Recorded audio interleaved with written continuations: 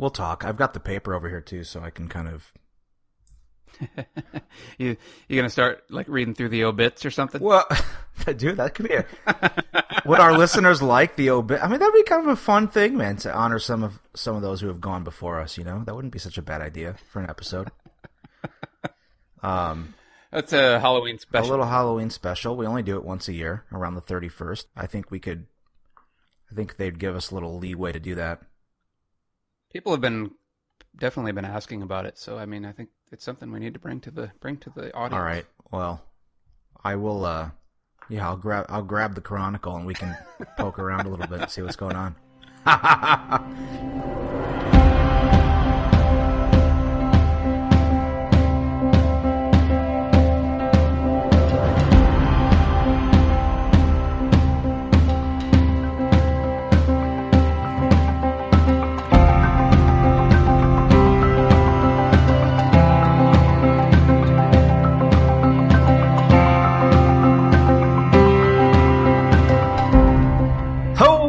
Shit, he just hit the start button, folks.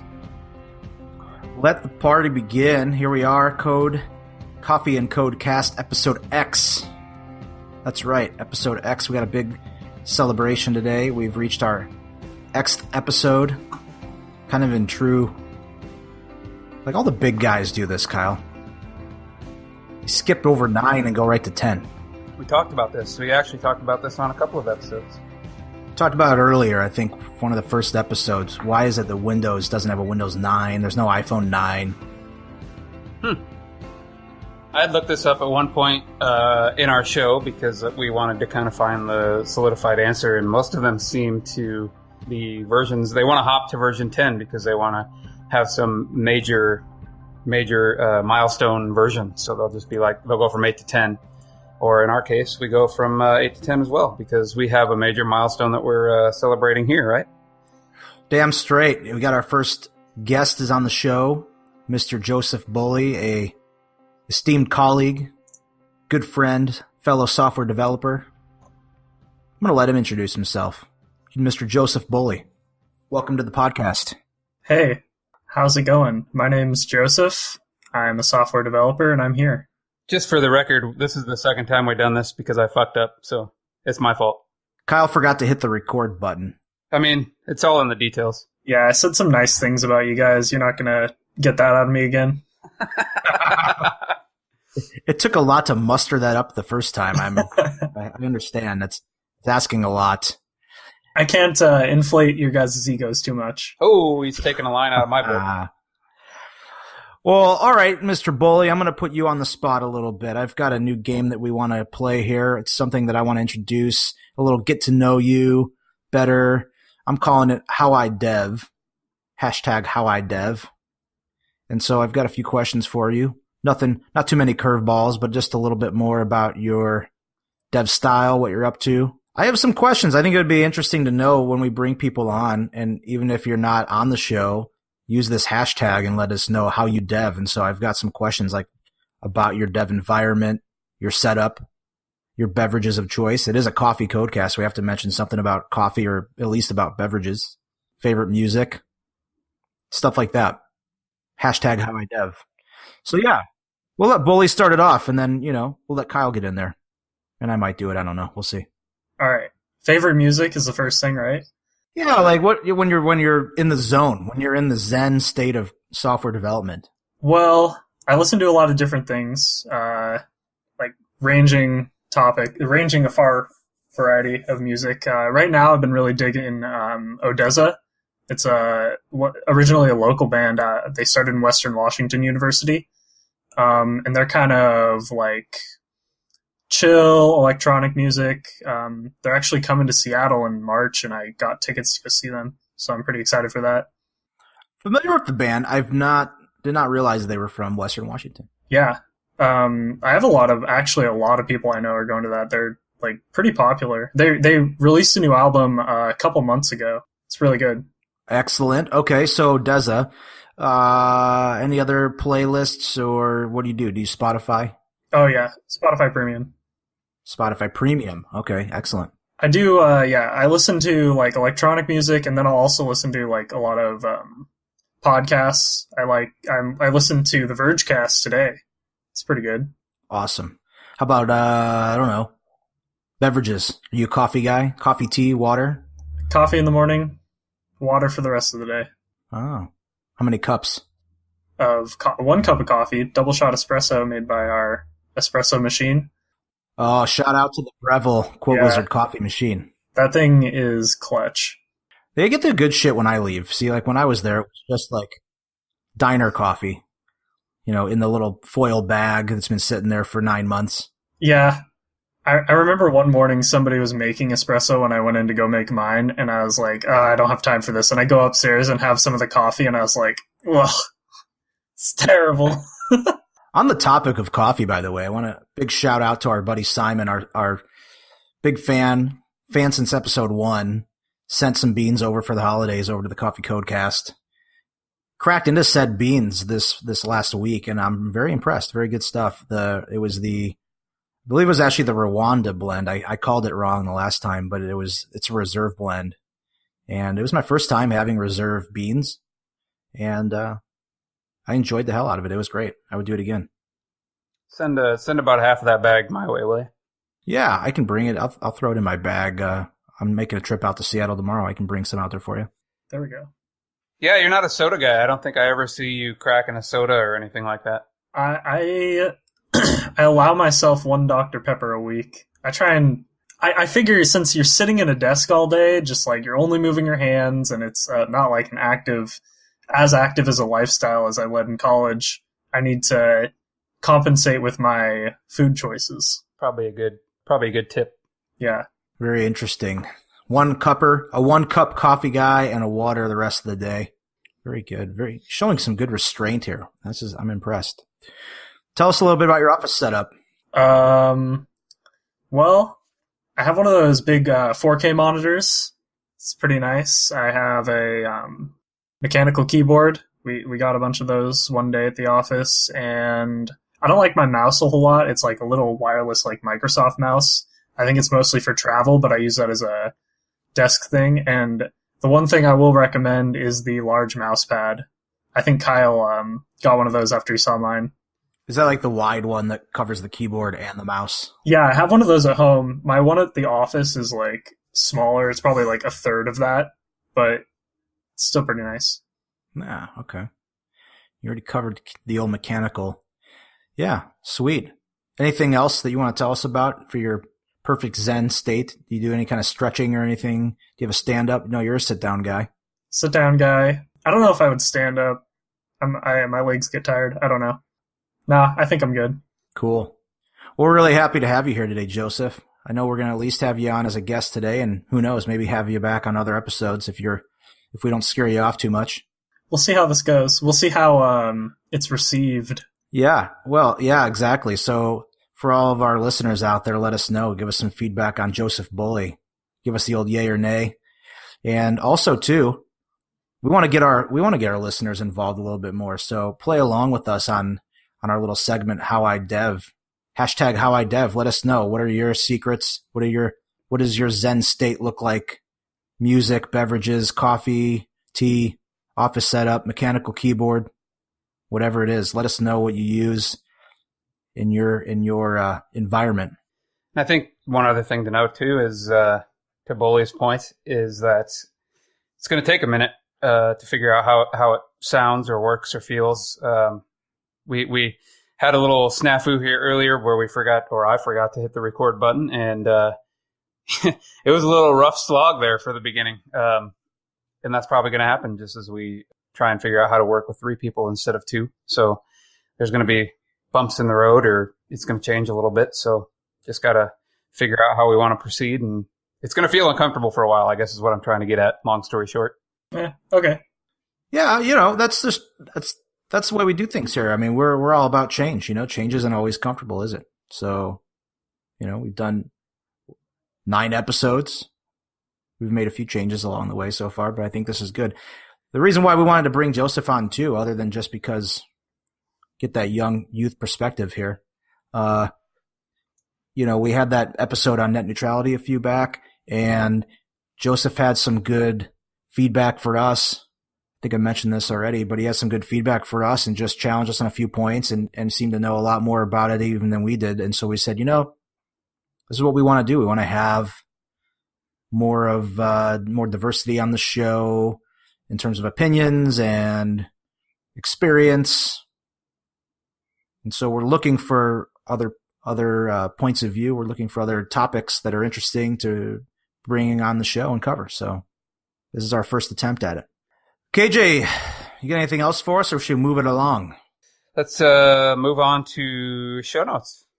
Do that real quick. So we got we're gonna have an update this week to the way the podcast is put out. So in the previous weeks, we've been publishing with pretty ridiculously high quality. 256 kilobits per second is what the bitrate was on the files that we were outputting, which is, what is that sound? Somebody have a baby? No, that's my cat. Holy shit. It sounded like a kid. Sorry, she's pretty vocal. I can move her.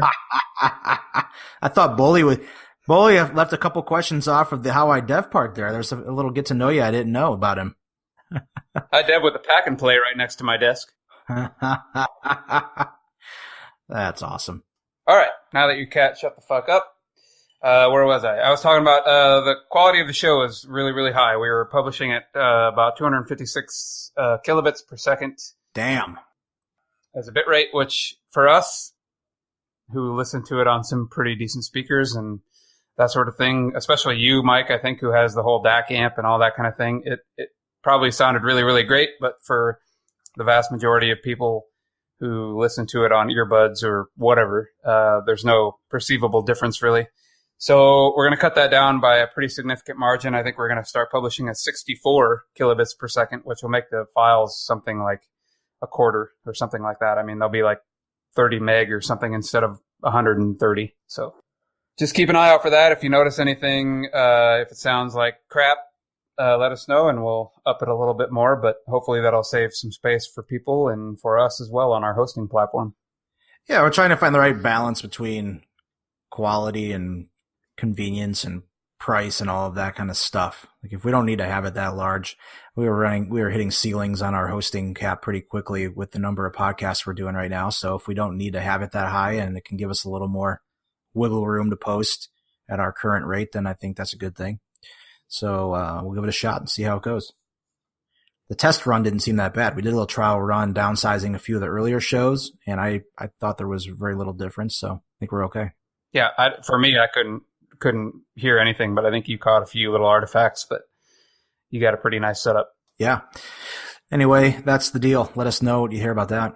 Today's topic is net neutrality, part 2, with featuring Joseph Bowley. Yeah, that's right. We wanted to bring Bowley back in because he had a few good points when we were talking, and after that last episode, after part 1, we thought, well, hey, let's get him in here to set us straight.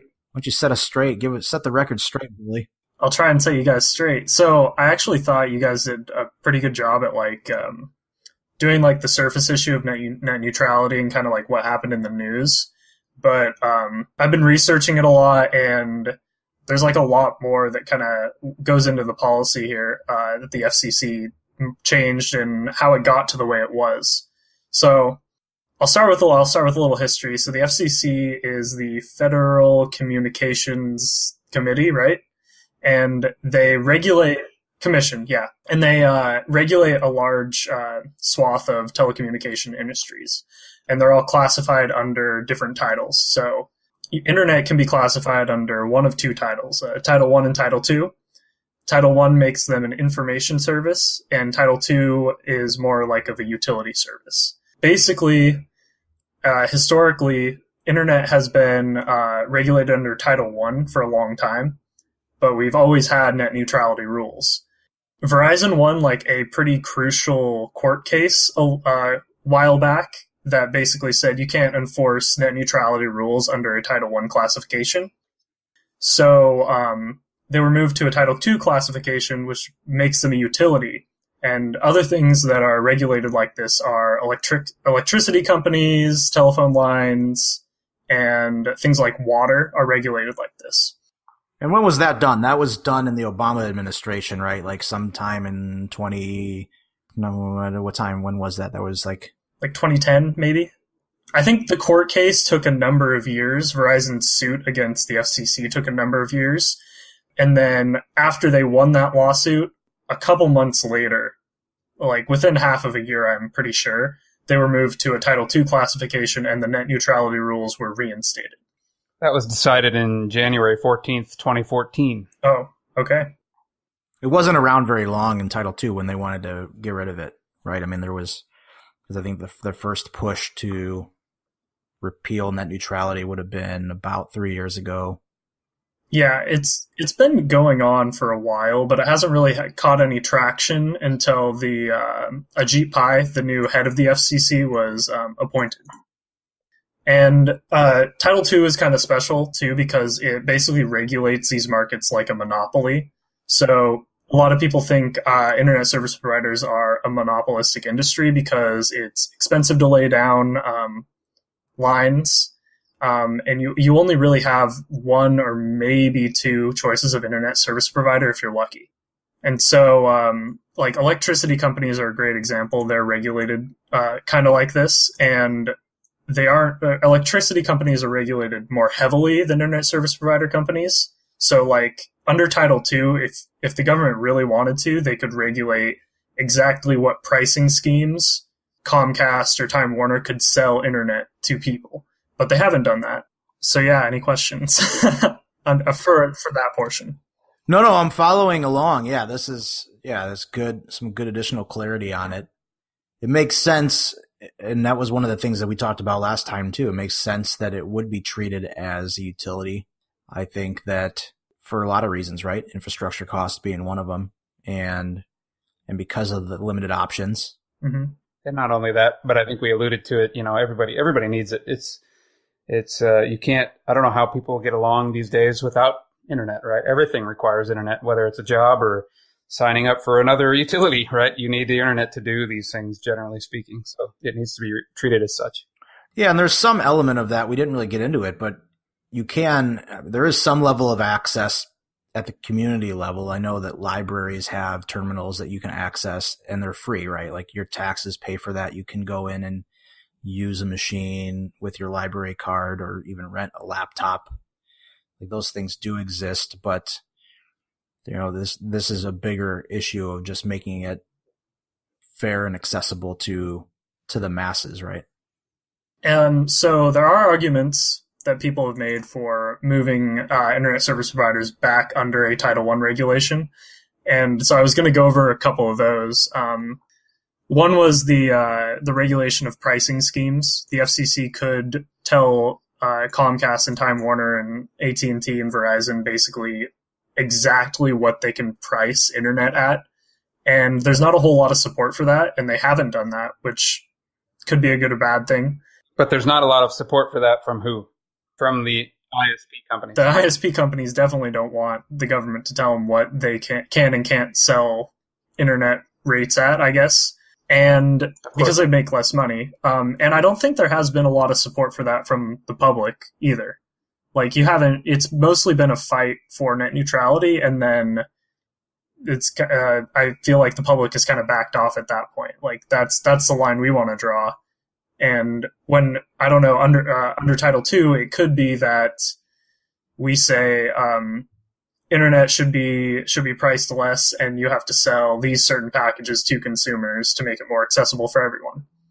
So the public cares less about pricing than they do about the free flowing information, or like Mike said, that their packets aren't being downgraded in any way. Yes, that's what I would say, because you don't really see like a fight for, I guess, regulating pricing schemes of internet companies. You know, you don't really see like local governments and state governments trying to regulate those companies more. It was always just like, no, treat all information equal. There's also the argument that by squeezing unusual use cases, service can get better for the average user. So what that means is like, if you have like a 1 terabyte data cap, here we have a 1 terabyte data cap that Comcast imposes upon residential internet. Most people aren't going to go over that cap. So by charging an unusual use case like a person who downloads more than a terabyte a month of data, you can make the market more profitable and build out better service for everybody else who doesn't go over that cap. That's the example of my guy that was streaming his HBO to 30,000 of his best buddies. Yeah, there you go. There you go. So it makes the market more profitable is the main takeaway there. And another thing is that some people don't think that internet service providers have a monopoly on this market. So deregulating the market will allow other competitors to come into the market, and maybe you'll get more options for internet, and maybe it'll become more competitive, and you won't just see like people just having access to Comcast in an area. I think that's an interesting argument only because the lines tend to be owned by about two companies in the United States, generally speaking.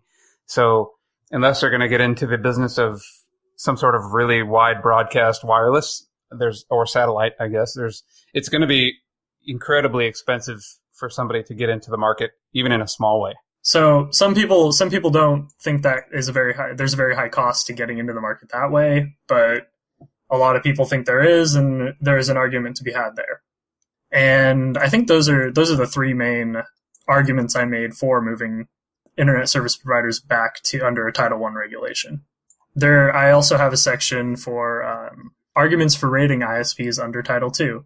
So a big issue here is that Comcast is, for an example, is becoming vertically integrated with content providers. So Comcast is a majority investor in BuzzFeed, and I think they own NBC Universal. I believe you're right. Yeah, so what they could potentially do is they could, if they're not treating all traffic to and from your computer equally, they could throttle competitors and give a boost to their content. And this has happened before. I think it was Verizon was throttling Skype data and promoting FaceTime data. I was going to say, this is one of the big arguments that you see whenever you hear net neutrality. This is like one of two topics that's kind of like the big buzzworthy items that you hear is that, yeah, the bigger companies like Comcast are going to start to give priority to their content and their traffic and downgrade everybody else's content. So that's, one of the very large arguments that you hear whenever this comes up. Yeah, and you don't really have a choice. Like, you can't say, oh, I can either choose from the Comcast package or I can choose from the Time Warner / Disney package. You know, like, whatever is in your city is what you're going to get. So it's kind of shitty for the consumer. And basically, there's also an argument for deregulation. Like, that's a big thing in, I feel like, a lot of American society is like, get the government out of business, like deregulate the market so that it becomes more profitable.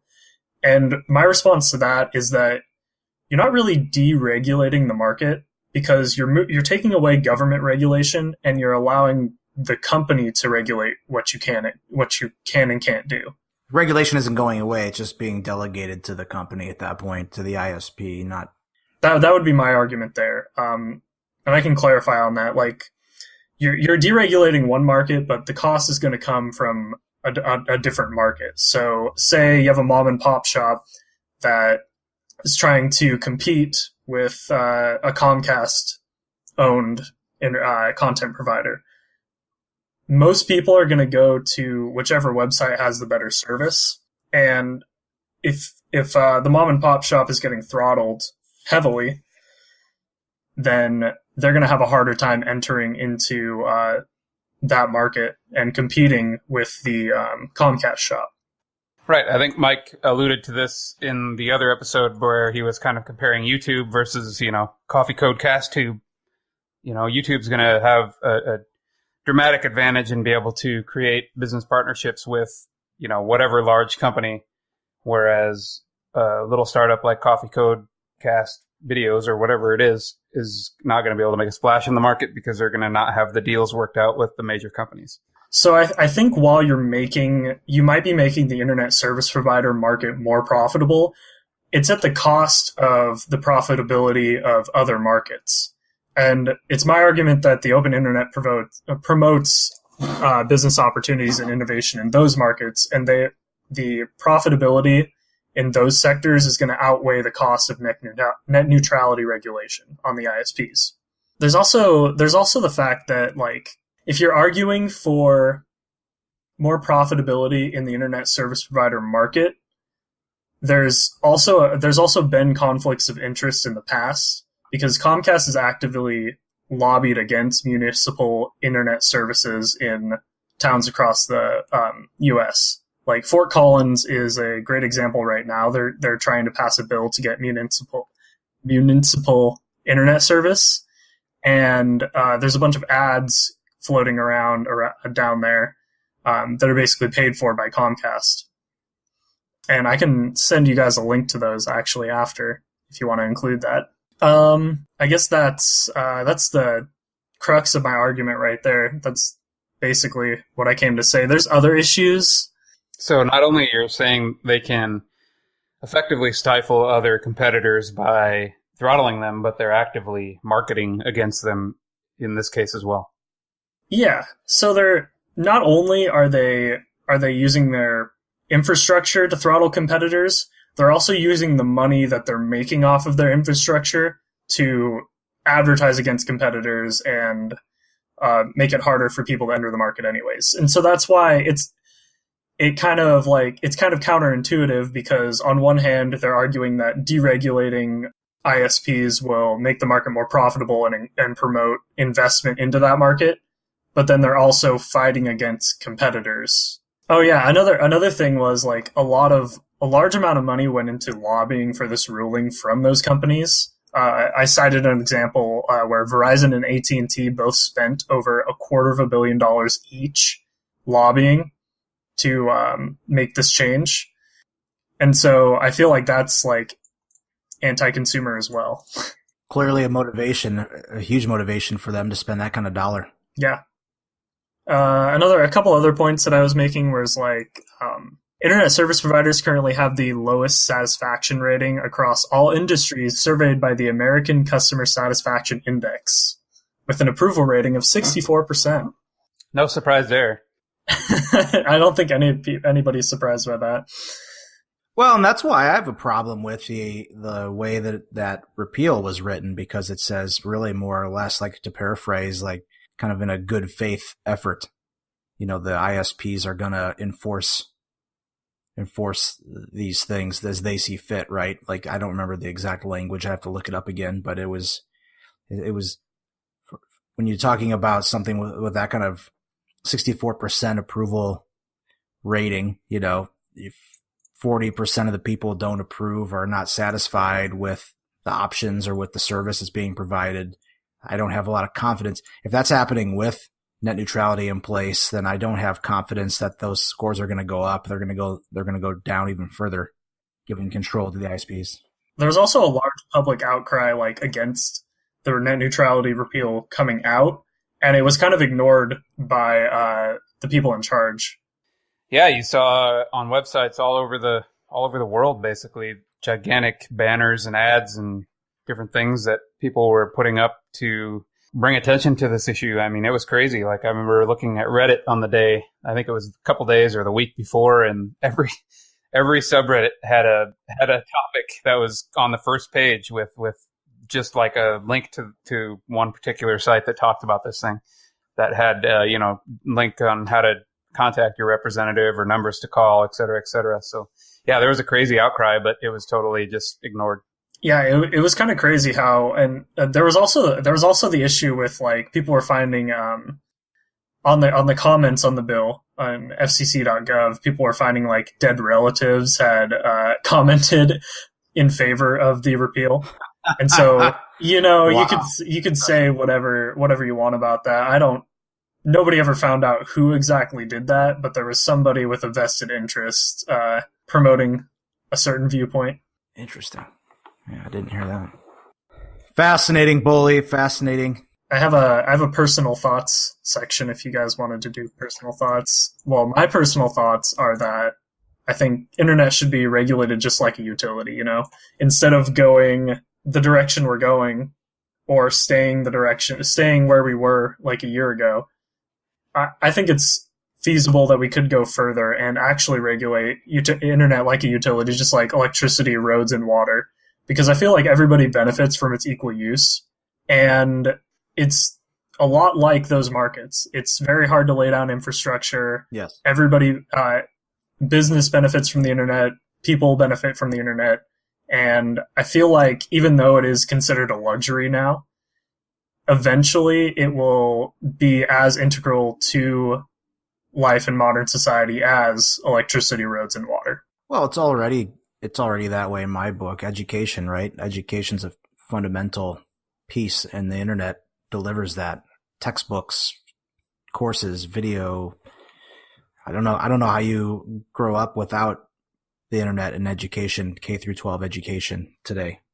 Homework's online, right? I mean, I don't know all the systems that are out there anymore, but I know that even when because I came up later on, we used computers, but we didn't have the internet fully when I started going to school until later on. But by the time I was in college, that was the only way to turn in assignments for certain things. It was the only way to really communicate with the professor. So clear to me, it's become something that's really ubiquitous. It's something that it's used. It's just like a road. I couldn't imagine not being able to get from one end of town to the other. Like, people need to travel, people need to get to work or do whatever it is they need to do using physical infrastructure. And to me, the internet's no different in a virtual space. I know Christina's niece and nephews are still in school, and even beyond homework, even things like school announcements, no school today or whatever, that there's an emergency on the campus or whatever it may be.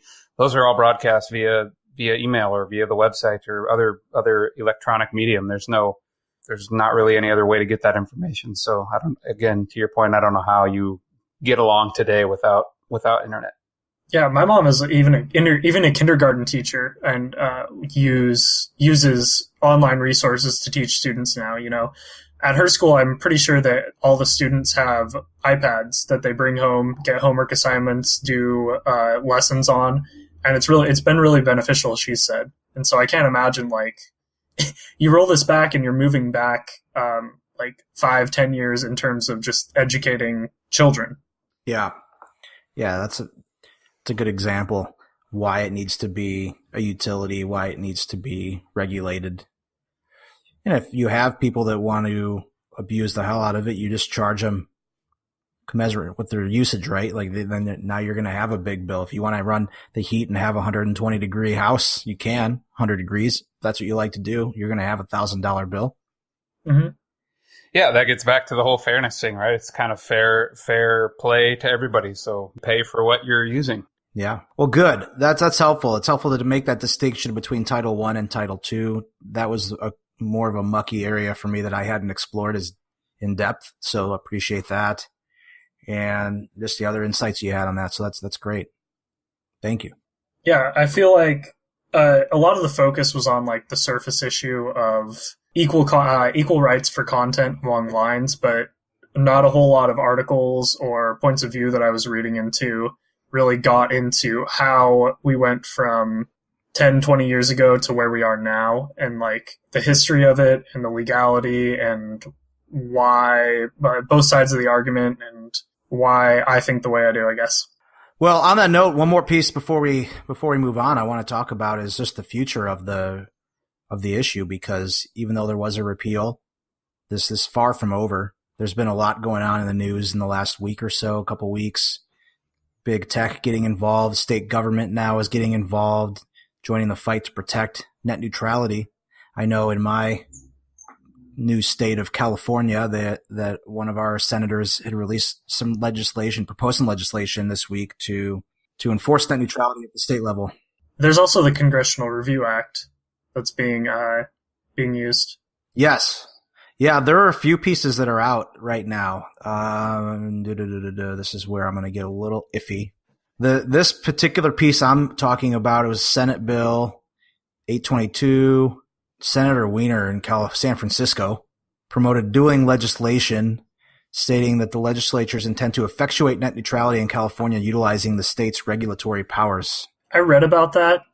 The things I read about it were that it doesn't seem like it seems like the states could pass laws like that, but the FCC's authority might override the state governments. Yeah, that's what I had read too, is that these were all pretty flimsy and really wouldn't stand up even if they did pass them. They're just kind of feel-good legislation.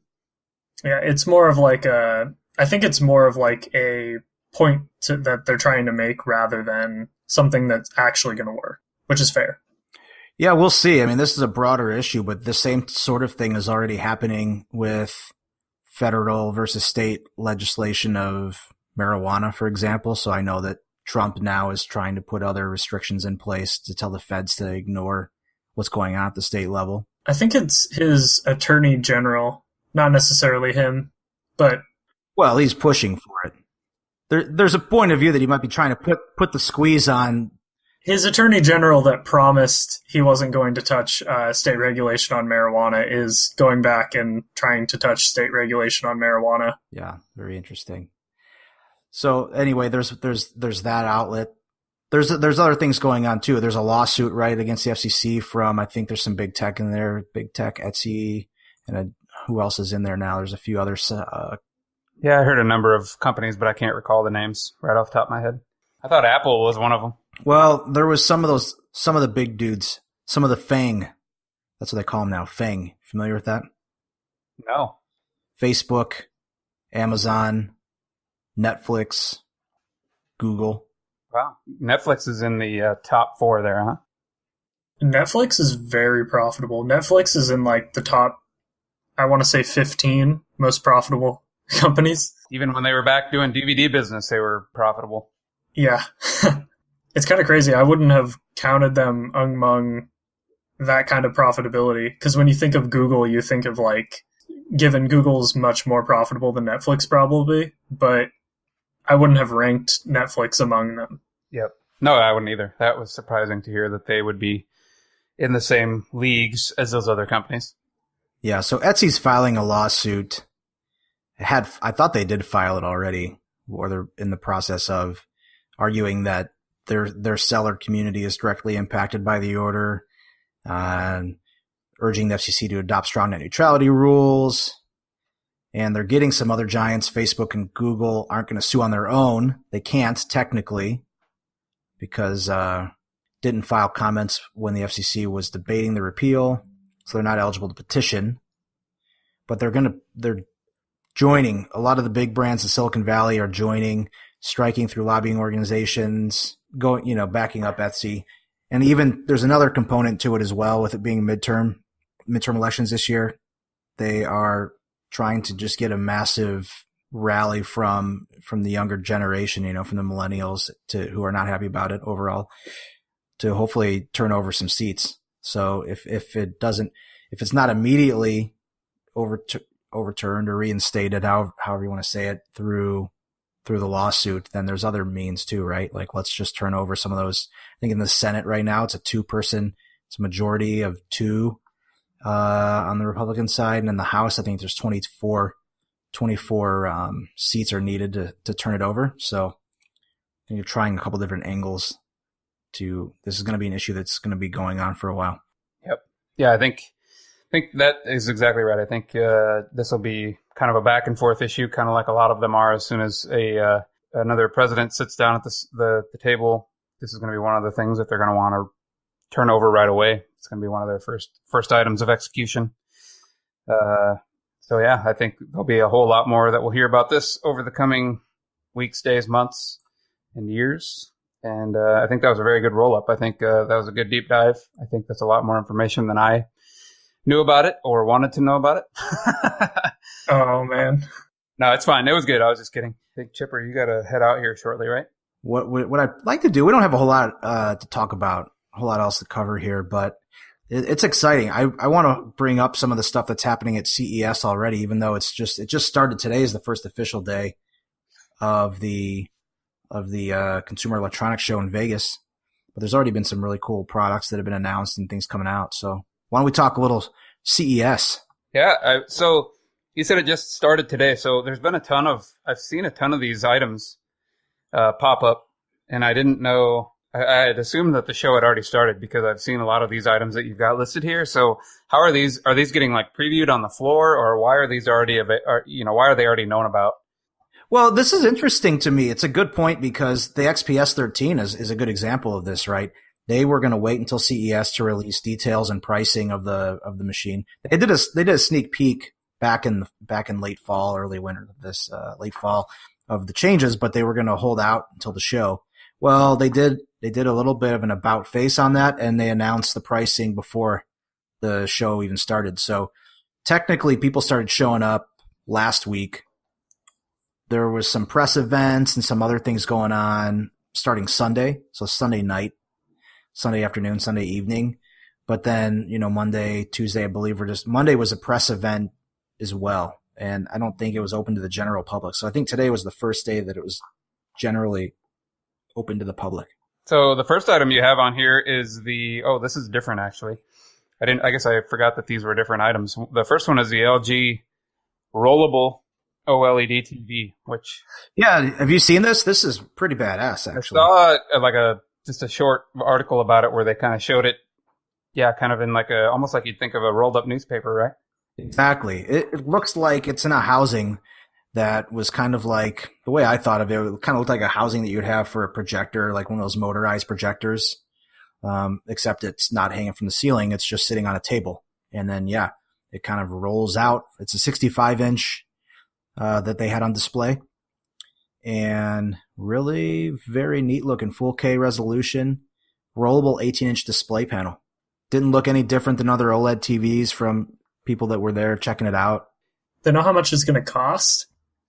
It looks pretty cool. There's no pricing on it yet. Yeah, no pricing or availability yet. This is just a sneak peek. A lot of these things are preview, like they're not even ready for production. They just kind of are showing like the coolest shit they have available that they've built, but they don't even have it ready to be like ramped up or anything like that. Got it. I think the same goes for the next one that's on the list there, the Samsung The Wall, which this one actually is the one that I was thinking of when I first looked at that other item. This thing is pretty cool. So it's huge, and B, it's modular as I understand it. So you can effectively have kind of almost as big of a display as you want. Is that right? So you can kind of have multiple, I don't know how to describe it, multiple panels. That's right. Yeah. These are massive panels, by the way, 146-inch panels. But yeah, you can, I don't even know what you call it, chain them, stack them. Yeah, chaining would be a good way to describe it, I guess. Yeah. Have very limited seam. You can't really perceive the seam very easily. At least I think they said as long as it's running. You could maybe if it's not running. Mm-hmm. But yeah, so it's huge. And there's the baby again. Sorry. It really does sound like a baby. She's such a talker. I don't have a child, by the way. We went over this when we weren't recording, I think. You're so young, Molly. I was just so surprised. I didn't know that about yourself. I have a cat. So yeah, you can basically put this Samsung wall television. In theory, you could plaster an entire wall with these panels and have a TV the size of your wall without using like a projector or something like that. That's right. Yeah, and they say that because of the scaling of it, or the stacking, the chaining of it, that the resolution isn't predetermined either. So you can increase the resolution as well. Well, and I think the other major thing here that is of note is that there's no backlight on it, is what I was reading. So each LED has its actual own light, which is supposed to make all the colors be pretty amazing, and the blacks be true black, and those sorts of things that make a really, really quality display picture. Nice. And that's apparently a pretty new technology, or hasn't been done before. And I was reading that, and that sounded pretty cool as well.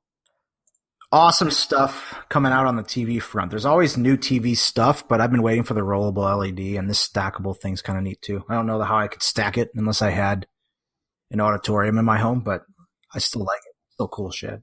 You could fill a wall in your place, I'm sure. You could just have your whole bedroom wall would be like your computer screen. I mean, that'd be pretty pimp. It'd be like that scene from V for Vendetta when that guy's like taking a shower and then there's a big giant TV screen like behind him. I think that's that movie. And you just have like a whole wall as a TV screen. You could be in an evil mastermind. Yeah, exactly. Throw away that damn curved screen that you got. Now you have a whole wall. Hey, I just got the curved screen. It's only a couple weeks old. It's old news, dude. Well, it actually is old news because LG did come out with a couple new. They have a new 5K curved that I knew it was coming out, but I didn't care because it was out of my price range anyway, and this is pretty damn nice. Can't always have the best stuff. That's the one bad thing about tech is like as soon as you get your new cool gadget, Yeah, and something even newer and cooler comes out. it's inevitable. What can you do? It has to be cool enough for me. I did get ahead on the XPS 13. It's going to be a little while before something else comes out there to top that. Yeah, I mean, how long did the current iteration of that stick around? That was several years at least, right? Yeah, the design has been around for 3 years, so it didn't change. Yeah. So aside from maybe a spec boost in processor and maybe a little more RAM, you probably aren't going to get a whole lot of difference there. That's right. Yeah, that's right. Not much different there. And 4K, I don't know how long. I don't know that I'll need more than 4K resolution in the next few years on my 13-inch display. Yeah, I'll be interested to see how these higher resolution monitors continue to move forward. There's at some point we're going to hit a wall where nobody's going to care anymore. I don't know where that is, but it's going to happen eventually. Yeah, it could change. It could just change too, because there was a thing with processors forever, right? Where it was all about how many gigahertz. And so everything was based on, it was before Intel changed it up. You had Pentium, 386, 46 Pentium and shit like that. But then you also had processor speed. It was always like, oh yeah, the 2.1 gigahertz model. And you don't see that anymore. Hey, now it's not easy to find. You might want to slow down and go back a few years. Bully here. You just lost him. Speaking of processors, did you guys hear about the basically it's a branching and predictive processing hack that was released? I think it was Meltdown Inspector.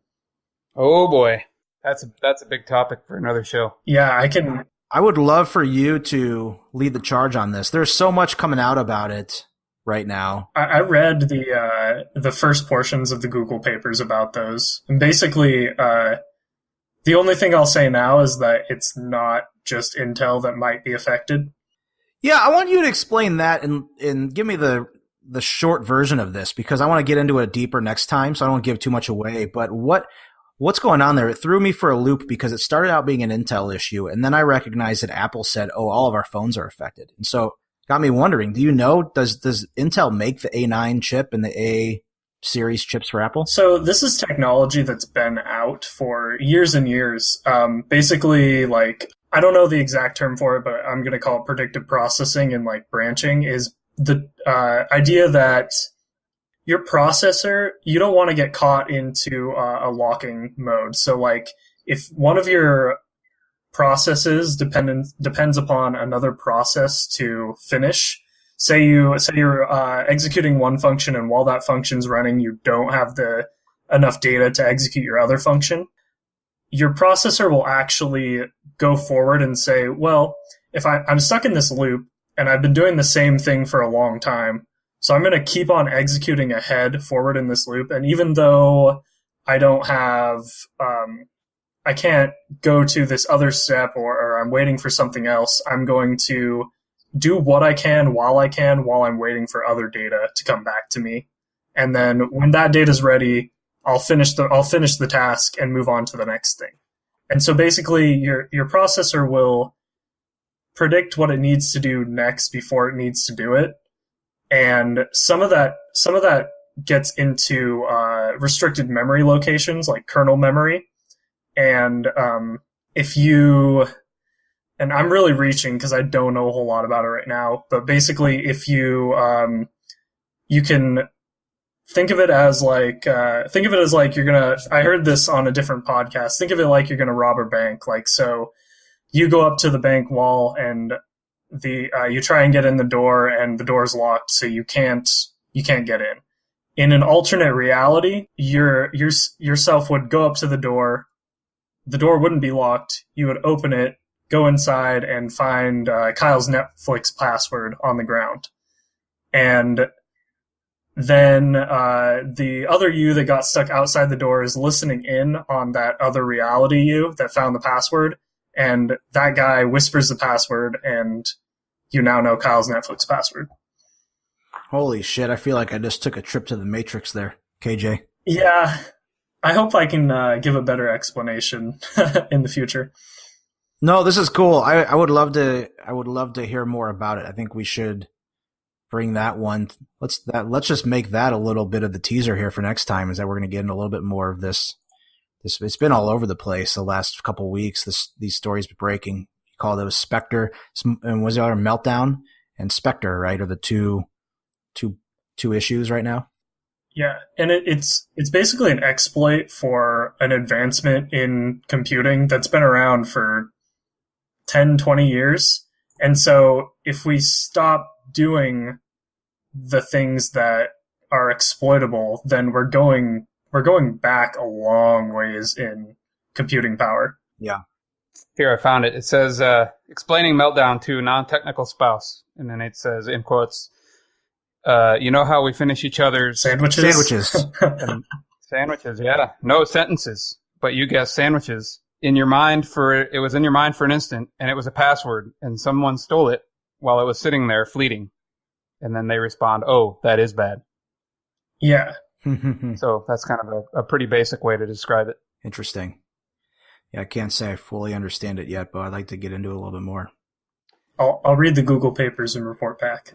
That'd be a good one for our next one, for number 11. So I'll jump back up briefly. I'll try to get through this really briefly, but just some of the new announcements out of CES. So we talked about the TVs and the rollable OLED and the Samsung Wall. And there is one item that I'm super excited about, which is this concept from Foldymate. You guys have heard of Foldymate.com. Has a new product coming out. It's a prototype at CES. It's the ultimate. It's not going to iron your shirt, bitch, for you, KJ. Damn it. Not quite that sophisticated. So I can't throw away the iron yet. You can't throw away the iron, but you can have it fold the shirt. Fold my shirt. Pseudo fold my shirt. I don't know if it has a Alexa integration yet either. But this is a pretty cool piece of tech right here. I watched the video, and it's impressive. I was watching the video as well. I think it's a pretty interesting piece of technology. It's very large. Yeah, it looks like an old library printer, maybe size. I don't know. It's a floor standing unit, right? Maybe more accurately described as like a dorm fridge or something. It looks like a printer. Yeah, it looks like a printer. That's why I was thinking like a library printer thing, but it's like it's floor standing. I don't know the dimensions on it exactly. It's probably 3-4 feet tall. I don't know if it would fit under a counter or not. I think countertop height's like 36 or 42 inches in that range. So this is going to be somewhere in the ballpark of that. I want to see a demo. It seems like you have to like unfold your shirts and like feed them in there like flat anyways. You can't just like no. Can't just like throw shit in the hamper and it comes out folded. Like that's what I want. Yeah, this is not you're just going to take your whole basket of laundry, dump it into some box, and it's all going to come out folded beautifully. That's not how this works, unfortunately. That's lame. These damn millennials, always trying to raise the bar, always trying to knock shit down. This is fucking cool. I mean, back in the day... Dude, I have to do half the work anyways. I have to like half the work? Yeah, you gotta like take it out of the basket and like make sure it's in right side in and like feed it in. It's like, it feels like a vending machine, you know? Like you put the dollar in and then it's gonna go like like feed it back out to you. Like I'm kind of with Boley on this. I think you're saving yourself a little bit of work, but I don't know, you're still having to sit there and manage it manually. Yeah, and then what if it takes like I don't know, like you fold your own clothes like probably 5 seconds each. What if it takes like a couple extra seconds each to like fold the clothes? It's almost more efficient for me to like, instead of standing there feeding it clothes the whole time, for me to just fold it myself. Sell us on it, Mike. Sell us on it. Folding clothes sucks shit. It's the worst part about the whole thing. So, well, that's your real issue, is that you don't fold that's why, see, I understand now. It's creating more work for you because it's a step that you already don't have in your workflow. But damn it, for the rest of us who don't like wrinkles in our shit, I'm telling you, you go to the dryer And you got to get the shit out of there anyway. So you take it out of the dryer. Usually throw it on the bed, and then you got to get the hangers if you're going to hang it up. Something's got to fold them up. So I got to lay it down and crease it over and make sure that I don't want to put the crease in the wrong place. No. Like with this, you just take the shit out of the dryer. You can still throw it on the bed if that's what you want to do. And then you just take one item at a time and you feed it into the feeder. And next thing you know, when you're done feeding all of your articles of clothing and your towels, it's not just shirts, button-up shirts, T-shirts, jeans, towels. Oh, towels, yeah. Socks. You throw them all in there. And sweatshirts. You name it. You throw it in there. And you open the bin at the bottom and you got a nice stack of neatly folded clothes. I thought I read that it wasn't able to fold quite a number of things. Oh, maybe I was wrong. Maybe not socks. Any type of shirt, blouse, or pants. Oh, if you're a fatty, it won't handle you. It'll only do age 5 to adult size double XL. So if you're rocking the triple or the quad XL, then or if you're 5 years old, 4 years old, it'll also fold standard size towels and pillowcases. It says so. Pretty much everything. Yeah, look at that. Pretty much everything. That's impressive. Yeah, I'll be honest. It was cool. It's cool. It's a very cool technology. I think it'd be even more. It'd be made better if it was able to do exactly what Joseph says. I'm of the same mindset because I feel like the only thing that it's doing is it's folding it maybe in a consistent manner, whereas as a human you're not going to. The steps to folding are the same. I mean, you still have to feed it in there, whereas like Joseph said, I could just sit there and fold it myself and be done in about the same time as I have to feed it into this machine. So to me, there's not a ton of value there aside from you're going to get the same type of fold every time. And to me, that's, I don't know, not worth $1,000, I guess. Well, I don't know. I'm going to hold my thoughts out until I see this thing in the real world here. I think the initial impressions are positive. I like a consistent fold. I want it to be done the same way every time. I don't want it to get wrinkly because doing it myself it's an imperfect thing and I hate doing it. So for me, I have a little space next to the stackable washer and dryer. I could have that thing up against the wall over there and open the door on the dryer, feed a few items of clothing and some shit in there. Have a nice day. Well, I'll send you my baskets of laundry and you can fold them through your machine. I'll charge you $1 an item. You give me 1,000 items. It pays for my unit. You get some nice folded shit. I think everybody wins. There you go. You got a service springing up right in front of you. I think I'm going to do that. There was a guy that did that with photo scanning, Well, there was a little blurb about him because he was doing batch processing of photos, convert your print photos into digital. And was it Epson came out with a high speed scanner that'll do some ridiculous amount. It's like $1,000. It's the same idea. It's $1,000 or something like, maybe it's not that much, several $100, $500 to $1,000. But this thing will do 500 photos an hour or something stupid like that. And so they were trying to knock him out at the kneecaps. And so they were advertising, they were doing Google AdWords and stuff like on his search terms so that they would just buy the high-speed printer and sending them off to this guy. But yeah, that's the good folks over at foldymate.com. At Foldmate is their Twitter. But I thought that was neat. I thought it was pretty cool. There's a lot of stuff at CES that's way farther out there. I think like the luggage that drives itself and then crashes into shit. Did you see that? No, but I did see that the FAA was banning that sort of luggage. Well, that's another problem. Any of those, particularly if it has batteries, lithium ion, that sort of thing, a lot of the airlines aren't going to allow that shit to be checked in or, on the airplane. So I don't even know if you'll be able to carry some of that stuff on. You can be careful before you go spend a bunch of money on that. I think to be fair on this whole laundry folding thing, I think to give it all fairness, it's a cool technology and I think it could be further pushed forward and do some very, very cool things. I think right now, like, yes, it does have a value, but for me, it's not high enough to justify the cost of it. But I think in future iterations, I might be very interested in the product. So, yeah, that's where I'm at. I'm not going to go spend $1,000. By the way, you can't, even if you want to. It's not going to ship until the end of next year, 2019 Q4. So you're going to wait, and then maybe by then, who knows? The price of folding laundry might go down a few $100. We'll have robots that'll do that shit for us. Or you can do it for the low price of free. You mean not doing it? Yeah, basically. I hang clothes, by the way. I don't even fold them. Well, I would fold more if I had a folding machine. How about that? I guess. I guess that's one way of looking at it.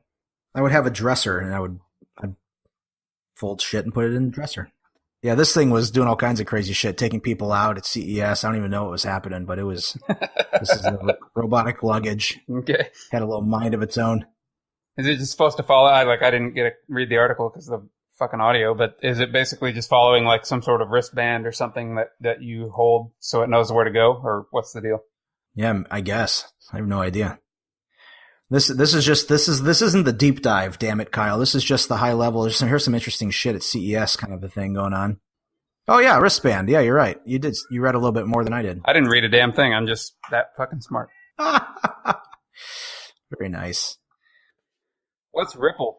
Tell me about Ripple. Yeah, so I can't tell you a whole lot about it because I tried. It is not the cryptocurrency that's been fluctuating in the, up and down in the news the last few days. Not to be confused with the cryptocurrency. No, this is from the good people over at Tinder.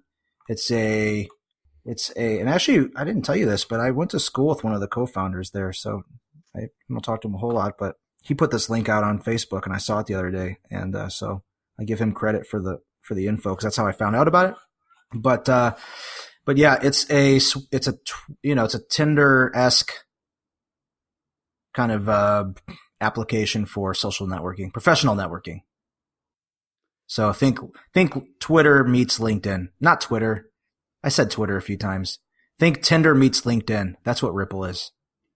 So it's swipe left if you don't want to meet up, and swipe right if you want them in your network or meet up. I don't know. It's like I haven't been able to try it because they released, I think they're in a hurry to get this out for CES, and it's out on Google Play. And I downloaded it, but it kept crashing. I couldn't get signed in. I wasn't able to network. I'd be curious to know the use case there. That seems a little bit of an odd concept, but who knows? It probably works better than what I can envision. Maybe you should reach out to the guy and say, "Hey, come talk about this on the Coffee Codecast." Yeah, maybe he's got baller status, man. I don't know that he would have time to do that anymore. I mean, he was like on the ground floor. He's one of the 3 or 4 guys that got that going. So, and he's still working for Tinder anyways, as far as I know. Is it like a separate app, or does it integrate with your existing Tinder? No, it's a separate app. It's a spin-off from the company. So Tinder is owned by Match now, right?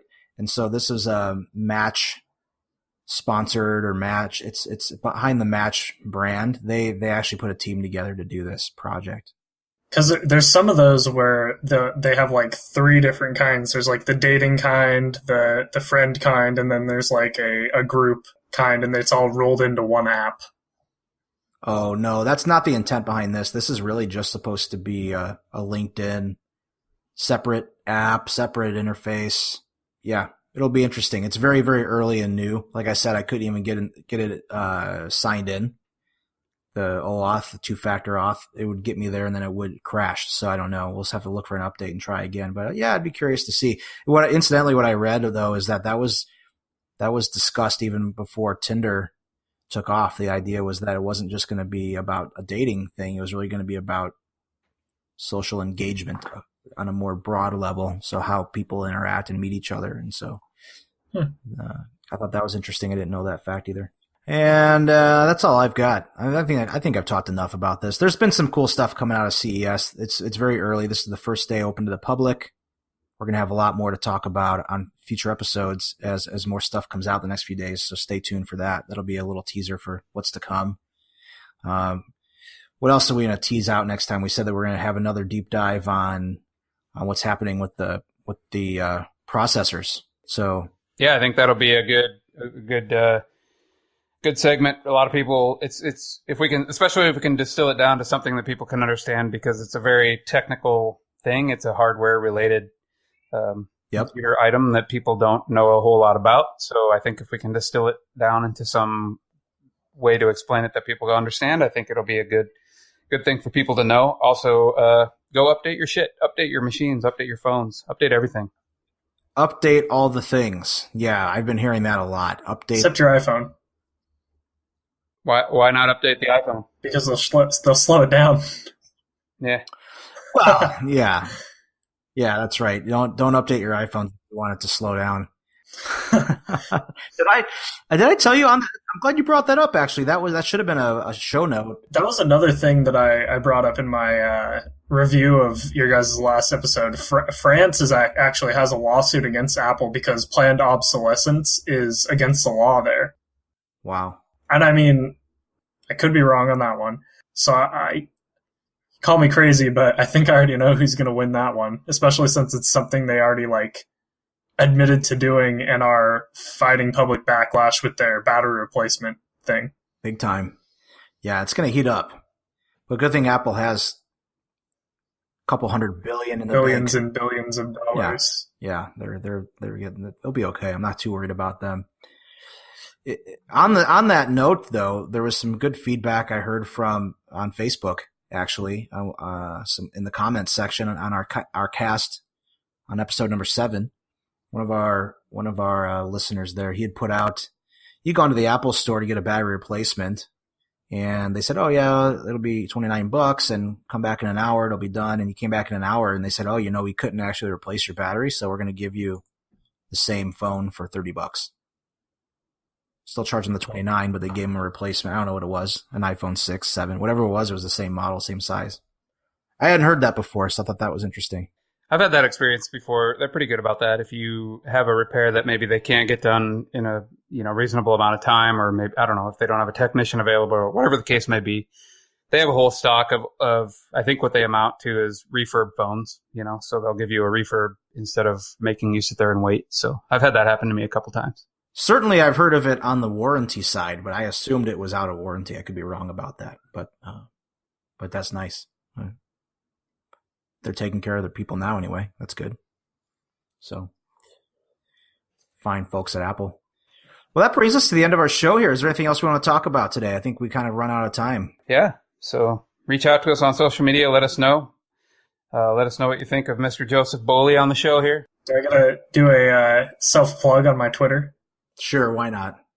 It's at Rainbow Sparkle 420. Let me check this shit out really quick. Make sure he's not trying to... I'll send it to you right now. I'm not shitting. I need you to follow me then too, because I'm 4 followers away from 100. This is my Twitter handle. Rainbow Sparkle 420. Is it like a pink background? Yeah. I think I have sloth dolphins. I'm so hilarious, and I left my filter at the door. So keep your panties on this. It's gonna get fun. That's not you. Who is this? This is somebody else. That's Rainbow Sparkle 420. No, hold on. No, I'm serious. Hold on, let me... What is this kind of... I think I just got a virus on my machine. What'd you Google? No. Yeah. Oh, you have an abbreviated... That's not Sparkle spelled out. I did the full Sparkle, and I got something a little different. No, it's SPRKL, dude. There was limitations on the size of usernames back when I made that. Yeah. Well, he's honest. Sometimes I'm kind of funny, he says.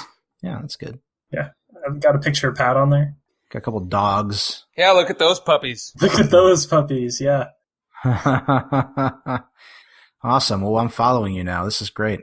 So you can follow Joseph Boley at Rainbow SPKL.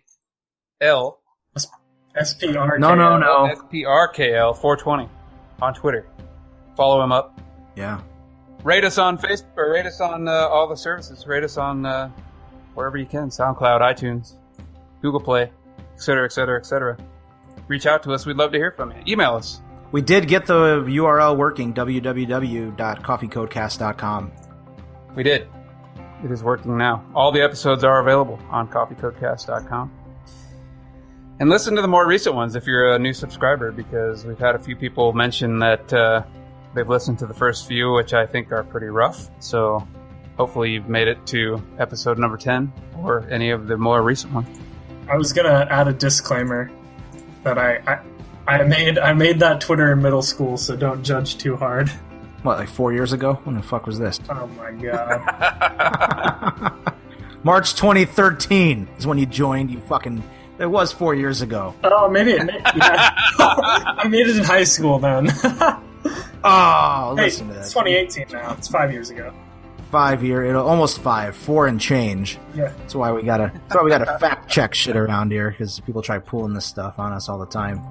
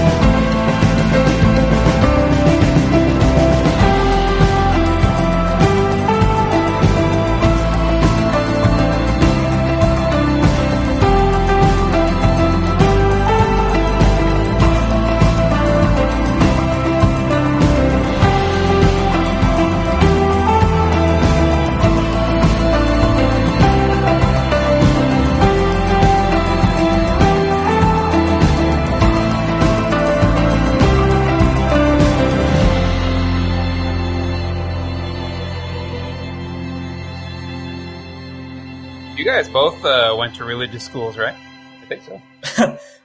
I mean, maybe they didn't practice real heavily, but they're both technically religious schools, right? Yeah, I went to Pacific Lutheran University in Tacoma. You might have to cut this part out, but actually on my application, I really didn't want to go there.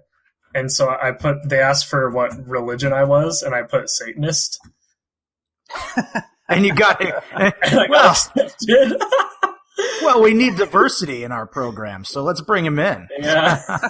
I don't think I have only told like 4 or 5 people that. Oh, my boy. parents still don't know about that.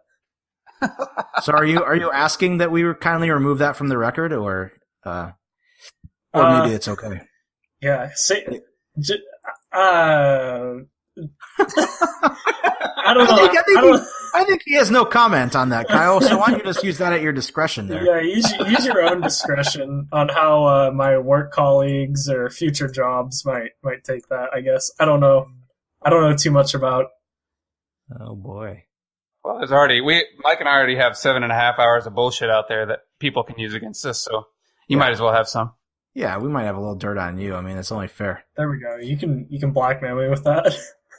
And I doubt your parents know about your baby yet either, right? No, you got a lot to tell them on this episode, baby, and fucking. Yeah. Well, and I grew up in a Fox propaganda household. Sorry, I don't like to use the term news because I feel like it's disingenuous to their cause. So having these such progressive ideas might come out as a shock to them. Well, Bully, it's up to you to let them know that you're on this episode. So I can't speak to the contents of what's been posted on this show, but I can say you can decide whether or not you want to send that to them. Boom. Boom. I would imagine they follow Rainbow Sparkle, don't they? Nope. They don't know about that one. I think they know my email address is similar, but not the same. And I think they know about that one. Oh boy. Yeah. Oh boy. I think I have a separate. I haven't had the chance to tell you a story separately outside of work about. So you know that, and cut this out too. You know that picture of me on Facebook from Pride Week? I'm really glad we did the post show. So am I. This is turning out to be a great post show. Yeah. The picture of me on my Facebook from Pride Week after I posted that on Facebook and had my profile picture, I went to my mom's wedding and her and my aunt sat me down and were like, "Okay, Joseph, you know, we're accepting, and if you have anything to tell us, you can go ahead and just say it right now. Just know we're gonna love you no matter what." And I was like, I just looked at them straight in the eye. I was like, "Mom, Aunt Jennifer, I'm straight." And I just took a picture of Pride Week. I don't know what you guys were expecting. I did that with a straight face. That was pretty good. Well, I think it's good that you come out straight on the Coffee Codecast here and make it public. I think that's a good thing. It's going to settle a lot of disputes out there, huh? Oh boy. I should have not had this in recording. I told you, Bully. I think I've told you, but I don't know if Mike was there when I told this story. Similar story. Of course, my roots are in the Midwest where everybody's pretty conservative, or generally speaking are pretty conservative, although Iowa does sometimes flop on the liberal side. Anyway, I do a lot of photography, as you both know, and I did a photography job for a gay couple. And as I was posting a few of the photos on Facebook, there was one that was of the grooms and the groomsmen, in this case. And I posted that up, and I just posted something to the effect of like, hey, look at all these gentlemen looking really, really good, or something like that. I don't remember what the exact words were. But my grandmother, who is very, very conservative and very, very anti-gay, liked that photo, I guess thinking that maybe it was just like the groomsmen party. I don't know exactly what she thought, but I was just like, oh, buddy, you have no idea what you're liking right here. Oh, no. Hey, she might listen to this. Who knows? She's a pretty big guru with the iPad these days, so maybe she listens to the show. Although she probably wouldn't approve of all of our swearing, I would imagine. Well, for fuck's sake, Kyle, can't win them all. Gosh darn it. Yeah. Dang it. Shoot. Oh, don't you know? This heckin' podcast.